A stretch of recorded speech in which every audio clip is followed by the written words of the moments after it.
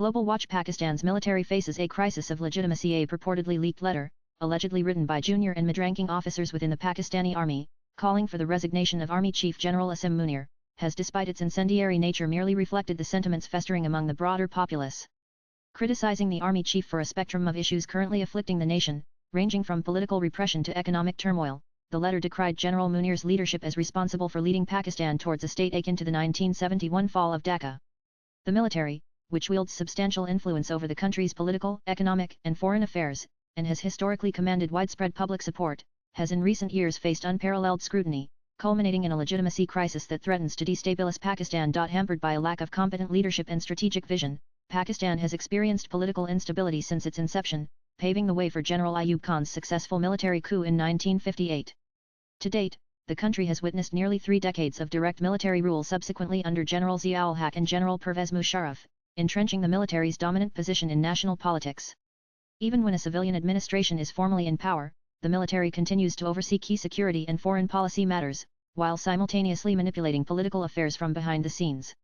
This persistent institutional interference and overreach by the military has been a fundamental barrier to the development of a robust democratic system in the country. Positioning itself as the custodian of the nation and its ideological foundations, the military has historically enjoyed widespread public support, with many perceiving it as a bulwark against India and internal security threats. Nonetheless, recent developments have significantly undermined this trust, prompting the populace to openly and forcefully contest the military's dominance. Already strained by the repercussions of state-sponsored militant networks, a deteriorating economy, and the dismal state of democratic norms and civil liberties, public patience was nearing its limit. The decisive turning point, however, emerged in the wake of the arrest of former Prime Minister Imran Khan. Although Khan's 2018 election victory with Pakistan Tehreek-e-Insaf (PTI) was marred by allegations of military interference, the autocratic coalition between the soldiers and a populist politician, as noted by esteemed historian Aisha Jalal, proved unsustainable in the long term. As relations deteriorated, Khan was swiftly removed from office through a no-confidence vote, after which he publicly condemned the military and its role in manipulating the nation's political processes. He was later imprisoned on charges of corruption, a move that incensed his youthful support base. His detention provoked unprecedented backlash, with his supporters launching direct assaults on symbolic military sites, including the Army General Headquarters in Rawalpindi, the Radio Pakistan studios in Peshawar, and various martyrs' memorials. This marked the first instance in the country's history where the public transitioned from vocal dissent to physical aggression against the military establishment.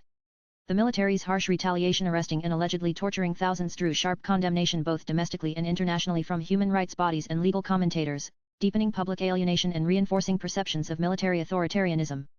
Furthermore, last year's general election, which resulted in Shahbaz Sharif's return as Prime Minister, was overshadowed by mass protests alleging widespread electoral fraud. In addition to the military's authoritarian inclinations evident in its political interference, weakened institutions such as the judiciary, suppression of dissent, and obstruction of democratic development, institutional autonomy, and civil society issues like insurgent violence and religious extremism have further highlighted its failure to fulfill its primary duty, ensuring the security of citizens.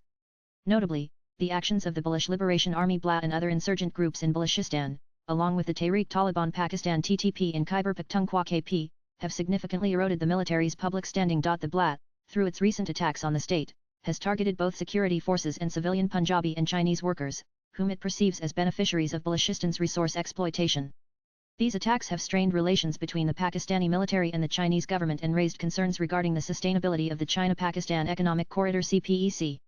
Meanwhile, the TTP, emboldened by the Taliban's return to power in Afghanistan in 2021, has intensified its campaign against the Pakistani state, increasingly gaining territorial control and forming several proto-state enclaves across KP province. For decades, the Baloch, Pashtun, and Sindhi communities have harbored deep-seated grievances against the military.